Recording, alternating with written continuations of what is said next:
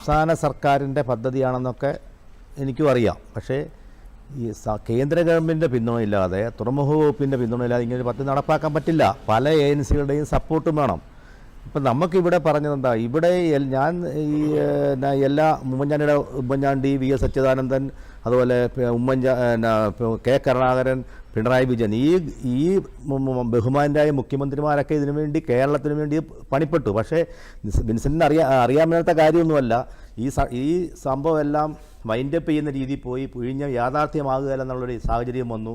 ഇതിന് പകരം തമിഴ്നാട് ലോബി തൂത്തുക്കുടിയിലേക്ക് ഇങ്ങനെ ഒരു വിമാനത്താവളം, കുളച്ചലിലേക്ക് അങ്ങോട്ടൊരു വിമാനത്താവളം നിർമ്മിക്കാൻ വേണ്ടി പദ്ധതികളെല്ലാം ആയി മുന്നോട്ട് പോയി ഏതാണ്ട് വങ്കത്തിരിക്കുമ്പോഴാണ് കേന്ദ്രത്തിൽ 2014 നരേന്ദ്രമോദി സർക്കാർ അധികാരത്തിൽ വരുന്നത്. അപ്പം സർക്കാരിൻ്റെ 1ാം വാർഷികം സംബന്ധിച്ച് അതിൻ്റെ ഒരു പത്രസമ്മേളനം മുംബൈയിൽ ഗഡ്കരി, അന്നത്തെ പിന്നെ ഭൂരിതല നമ്മുടെ കേന്ദ്രമന്ത്രിയായിരുന്ന ഗഡ്കരിക്ക് ഇതിൻ്റെ ചുമതലയുണ്ട്, ഗതാഗത വകുപ്പും കൂടെയുണ്ട്.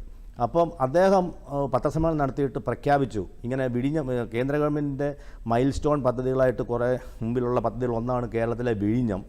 ഈ വിഴിഞ്ഞം പദ്ധതിയായിട്ട് സംസ്ഥാന സർക്കാർ അങ്ങോട്ടും ഇങ്ങോട്ടും തട്ടിക്കളിക്കുന്നല്ലാതെ ഇത് യാഥാർത്ഥ്യമാകുമെന്ന് സംശയമാണ്. അത് ഒരു കട്ട് ഓഫ് ഡേറ്റ് കൂടെ പറഞ്ഞു. അതിനു മുമ്പ് ഇത്ര ദിവസത്തിന് മുമ്പ് ഇത് സംബന്ധിച്ചുള്ള തീരുമാനം സംസ്ഥാന സർക്കാർ എടുത്തില്ലെങ്കിൽ ഞങ്ങൾ ഈ തുറമുഖം എന്നുള്ള ആ ഫയൽ ക്ലോസ് ചെയ്യും, തമിഴ്നാട്ടിലേക്ക് പോകും. കാരണം തമിഴ്നാട്ടിൽ നിന്ന് അവിടെ തുറമുഖം വേണമെന്നുള്ള സമ്മർദ്ദം വളരെ കൂടുതലാണ്.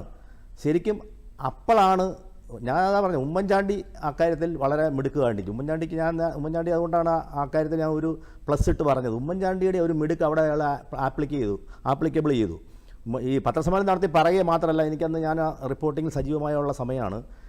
അത് അദ്ദേഹം നേരിട്ട് വിളിച്ച് ഉമ്മൻചാണ്ടിയോട് കമ്മ്യൂണിക്കേറ്റ് ചെയ്യുകയും ചെയ്തു. ഇത് സാധാരണ പറയുന്നത് പോലെയല്ല, ഇതോടുകൂടി ഇത് വിഴിഞ്ഞം എന്നുള്ളത് ക്ലോസ് ചെയ്യും, പിന്നെ വിഴിഞ്ഞം ഫയൽ കേന്ദ്രം തുറക്കുന്ന പ്രശ്നമില്ല, അതുകൊണ്ട് ഇപ്പം നിങ്ങൾ ഇടപെട്ടാൽ എന്തെങ്കിലും സാധിക്കും എന്ന് പറഞ്ഞു. അതിൻ്റെ ഫലമായിട്ട് സ്പീഡിൽ കാര്യങ്ങൾ നീങ്ങി. ചെവി അറിയാതെ, അതായത് അന്നത്തെ ധനകാര്യമന്ത്രി അരുൺ ജെയ്റ്റ്ലിയുടെ വീട്ടിൽ ചെവി അറിയാതെ ചെറിയ മീറ്റിംഗ് കൂടി. അതിൻ്റെയൊക്കെ കഥകൾ വേണമെങ്കിൽ കെ വി തോമസിനോടൊക്കെ ചോദിച്ചാൽ പറയും. അദാനിയും ഉമ്മൻചാണ്ടിക്ക് അന്നറിയാമല്ലോ, കേന്ദ്രത്തിൽ BJP സർക്കാർ അധികാരത്തിൽ വന്ന ഉടനെ കോൺഗ്രസിൻ്റെ ഒരു മുഖ്യമന്ത്രി അങ്ങനെ ഒരു മീറ്റിങ്ങിൽ പോകുന്നതിൻ്റെ ഔചിത്യമുള്ളതുകൊണ്ട് ഉമ്മൻചാണ്ടി അത്ര വിശ്വസനായ ഒരു ഉന്നത IAS ഉദ്യോഗസ്ഥനെയാണ് യോഗത്തിൽ വിട്ടത്. കേന്ദ്രത്തിൽ നല്ല സ്വാധീനം ഉണ്ടായിരുന്ന ഉമ്മൻചാണ്ടിയുടെ മനസ്സറിയാവുന്ന ഒരു IAS ഉദ്യോഗസ്ഥൻ പോയി ഉമ്മൻചാണ്ടിക്ക് വേണ്ടി സംസാരിച്ചു.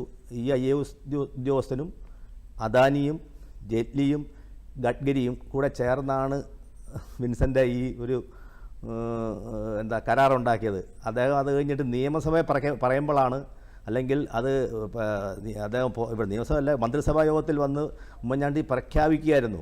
ഈ കഥയൊക്കെ അറിയാം. അല്ല ഞാൻ പറഞ്ഞത് എന്തെല്ലാം കമ്പോണന്റ് ആണ് സെൻട്രൽ ഗവൺമെന്റ്. അല്ല ഞാൻ പറഞ്ഞ കേന്ദ്ര ഗവൺമെന്റിന് ഒരു റോളും ഇല്ലെങ്കിൽ ഇതാണ് ഞാൻ കേന്ദ്രം പൈസ കൊടുത്തൊന്നല്ല പറഞ്ഞ കേന്ദ്ര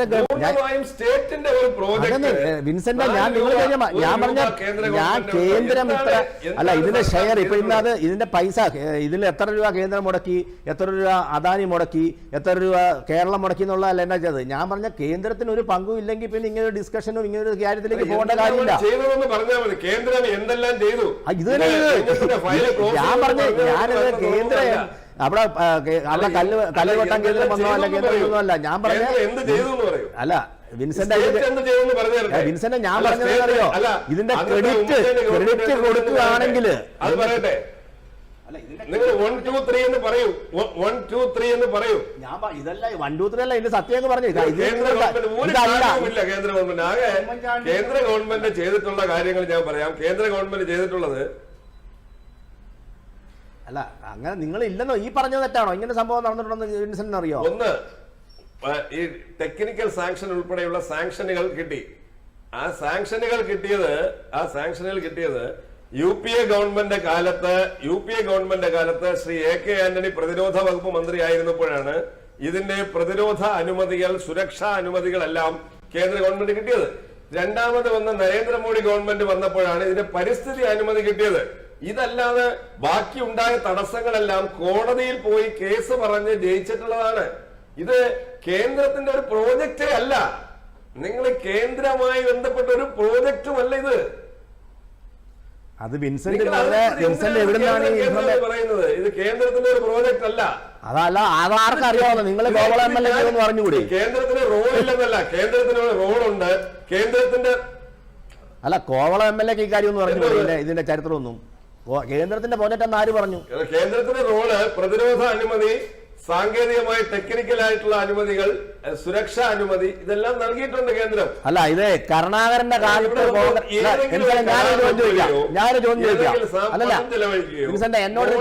വായിക്കുകയോ ഏതെങ്കിലും ഒരു പഠനം നടത്തുകയോ ആ പഠനത്തിന്റെ അടിസ്ഥാന പാക്കേജ് പ്രഖ്യാപിക്കുകയോ അങ്ങനെ ഏതെങ്കിലും ഒരു കാര്യം കേന്ദ്രം ചെയ്തിട്ടുണ്ടോ? ശരി ശരി, നമുക്ക് ശ്രീകുമാർ ആ ക്രെഡിറ്റ് എടുത്ത് കേന്ദ്രത്തിന് കൊടുത്തോളൂ, ഒരു കുഴപ്പമില്ല. നിങ്ങൾ ആർക്കാ ക്രെഡിറ്റ് കൊടുക്കുന്നതെന്നാ? എന്നാ വിൻസെന്റ് ക്രെഡിറ്റ് കൊടുക്കുന്ന ആർക്കാന്ന് പറഞ്ഞാൽ മതി. കേരളത്തിന്റെ പദ്ധതിയാണെങ്കിൽ നടപ്പാക്കി യാഥാർത്ഥ്യമാക്കിയത് പിണറായി വിജയനല്ലേ? പദ്ധതിയാണ് നിങ്ങൾ ക്രെഡിറ്റ് കൊടുക്കുന്നത്. അത് ഞാൻ പറഞ്ഞുതരാം. വെറുതെ അങ്ങനെയാണെങ്കിൽ നിങ്ങൾക്ക് മിടുക്കുണ്ടായിരുന്നെങ്കിൽ കരുണാകരനാണെങ്കിൽ അല്ല, സ്വാതന്ത്ര്യം കിട്ടിയതിന് ശേഷം അല്ല, ഈ സ്വാതന്ത്ര്യം കിട്ടിയതിന് ശേഷം ഈ സാധനം കൊണ്ടുവന്നത് കെ കരുണാകരൻ മുഖ്യമന്ത്രിയായിരുന്നപ്പോൾ ശ്രീ MV രാഘവനാണ്. അന്ന് കേന്ദ്രം ഭരിക്കുന്നത് നിങ്ങളുടെ പാർട്ടി കോൺഗ്രസ് ആണ്. ഈ അധികാരം ഈ എന്താ അവകാശം ഇത് നമ്മുടെ ഇത് കൺസെന്റ് എല്ലാം കൊടുത്തിരുന്നെങ്കിൽ അന്നേ ഇത് യാഥാർത്ഥ്യമാകുമായിരുന്നല്ലോ. നമ്മുടെ സ്റ്റേറ്റ് ഗവൺമെന്റ് അല്ല ഞാൻ പറയട്ടെ, സ്റ്റേറ്റ് ഗവൺമെന്റുകൾ ഇതിനെ സംബന്ധിച്ചിട്ടുള്ള കൃത്യമായി ഇത് ഇനിഷ്യേറ്റ് ചെയ്തിട്ടുള്ളത് ഉമ്മൻചാണ്ടി സർക്കാർ വന്നതിന് ശേഷമാണ്. എന്താണ് കാരണം എന്ന് പറഞ്ഞാൽ, ഉമ്മൻചാണ്ടി സാർ വന്നപ്പോൾ ആദ്യം ചെയ്തത് പ്ലാനിംഗ് കമ്മീഷന്റെ മേൽനോട്ടത്തിൽ ഇതിന്റെ തുടർ നടപടികളാക്കി. അദ്ദേഹം നേരിട്ട് പ്ലാനിംഗ് കമ്മീഷന്റെ അന്നത്തെ വൈസ് ചെയർമാൻ ആയിരുന്ന മുണ്ടേക് സിംഗ് അലുവാലിയയുമായി ബന്ധപ്പെട്ടു. മുണ്ടേക് സിംഗ് അലുവാലിയയുടെ ടെക്നിക്കൽ അഡ്വൈസർ ആയിരുന്ന, ഇൻഫ്രാസ്ട്രക്ചർ അഡ്വൈസർ ആയിരുന്ന ഗജേന്ദ്ര ഹൽദിയെ അദ്ദേഹം ഏൽപ്പിച്ചു. ആ മേൽനോട്ടത്തിലാണ് നടന്നത്. ആദ്യം ചെയ്തത് പാരിസ്ഥിതിക ആഘാത പഠനം, 4 കാലാവസ്ഥകളെ പഠിച്ചുകൊണ്ടുള്ള 2 വർഷം നീണ്ടു നിൽക്കുന്ന കാലാവസ്ഥ പഠനം നടത്തിയത് ഉമ്മൻചാണ്ടി സർക്കാരിന്റെ കാലത്താണ്. സാമൂഹ്യ ആഘാത പഠനം നടത്തിയത് ഉമ്മൻചാണ്ടി സാറിന്റെ കാലത്താണ്. ഇതിനെതിരായ അന്താരാഷ്ട്ര ലോബികൾ കേസുമായി വന്നപ്പോൾ, നാട്ടിലുള്ള ചില ആളുകളുമായി ബന്ധപ്പെട്ട് കേസുകളുമായി വന്നപ്പോൾ അത് ഗ്രീൻ ട്രൈബ്യൂണലിലും, ചെന്നൈ ഗ്രീൻ ട്രൈബ്യൂണലിലും, ഡൽഹി ഗ്രീൻ ട്രൈബ്യൂണലിലും, അതുപോലെ തന്നെ നമ്മുടെ സുപ്രീം കോടതിയിലും ഇത് സംബന്ധിച്ചുള്ള കേസുകളെല്ലാം സൂക്ഷ്മതയോടെ വാദിച്ച് നമുക്ക് അനുകൂലമായി വന്നു. തുറമുഖത്തിനാവശ്യമായ 90% ഭൂമിയും ഉമ്മൻചാണ്ടി സർക്കാർ ഏറ്റെടുത്തു. അതിനുശേഷം സമാനതകളില്ലാത്ത ഒരു പാക്കേജ് അന്ന് ഉണ്ടാക്കി അത് നടപ്പിലാക്കി തുടങ്ങി. ഇതെല്ലാം ചെയ്തതിന് ശേഷം ആദ്യമായി ഇതെല്ലാം ഗ്രൗണ്ട് വർക്കും ചെയ്തതിന് ശേഷമാണ് ടെൻഡർ ചെയ്തത്. 2 പ്രാവശ്യം ടെൻഡർ എടുക്കാൻ ആളില്ലായിരുന്നു. 3ാമത്തെ പ്രാവശ്യം വന്ന അദാനിയെ വിടാതെ പിടിച്ച് ഇത് ഏൽപ്പിക്കുകയായിരുന്നു. അങ്ങനെ ഏൽപ്പിച്ചതിന് ശേഷം ഈ കരാറിൽ പറഞ്ഞിരിക്കുന്ന 2 കാര്യങ്ങളാണ്. 1, സ്റ്റേറ്റ് ഗവൺമെന്റ് ചെയ്യേണ്ട കാര്യങ്ങൾ. 2, തുറമുഖ നിർമ്മാണ കരാർ എടുത്തിട്ടുള്ള കമ്പനി ചെയ്യേണ്ട കാര്യങ്ങൾ. ആ കമ്പനി ചെയ്യേണ്ട കാര്യമാണ് ഇന്ന് തുറമുഖം നിർമ്മിച്ചിരിക്കുന്നത്. അതിന് മേൽനോട്ടം വഹിക്കേണ്ട ചുമതലയാണ് ഗവൺമെന്റിനുള്ളത്. അപ്പോ ഗവൺമെന്റ് ചെയ്യേണ്ട കാര്യങ്ങൾ 1, rail connectivity, road connectivity, phishing harbour, അതുപോലെ തന്നെ സീ ഫുഡ് പാർക്ക്. ഇതെല്ലാമാണ് പിണറായി വിജയൻ സർക്കാർ വന്നതിന് ശേഷം അവർ ചെയ്യേണ്ടിയിരുന്ന കാര്യങ്ങൾ. അത് കരാറിൽ പറഞ്ഞിട്ടുള്ളതാണ്. ആ കാര്യങ്ങളൊന്നും ചെയ്തിട്ടില്ല. തുറമുഖ നിർമ്മാണം അദാനി കമ്പനിക്ക്, ഇൻഫ്രാസ്ട്രക്ചർ ഡെവലപ്മെന്റ് സ്റ്റേറ്റ് ഗവൺമെന്റിന്. ആ ഇൻഫ്രാസ്ട്രക്ചർ ഡെവലപ്മെന്റില് സ്റ്റേറ്റ് ഗവൺമെന്റ് മിസറബിളി ഫെയിൽഡ് ആണ്.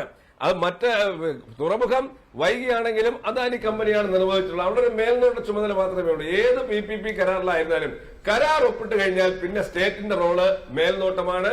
മറ്റത് അവര് ആ എടുത്ത കമ്പനി തന്നെ അത് ചെയ്തുകൊള്ളും. അങ്ങനെയാണെങ്കിൽ കരാർ ഒപ്പിട്ട് നിർമ്മാണം ആരംഭിച്ച് കഴിഞ്ഞു നിന്നത് വരെ അധികാരത്തിലിരുന്ന ഉമ്മൻചാണ്ടി സർക്കാരിന് ക്രെഡിറ്റ് കൊടുക്കേണ്ടതല്ലേ? എന്നാൽ state government, Pinarayi Vijayan government വന്നതിന് ശേഷം ഏതെങ്കിലും കരാർ പ്രകാരമുള്ള ഏതെങ്കിലും കാര്യം ചെയ്ത് പൂർത്തീകരിച്ചിട്ടുണ്ടോ? അതാണ് നമ്മുടെ ചോദ്യം.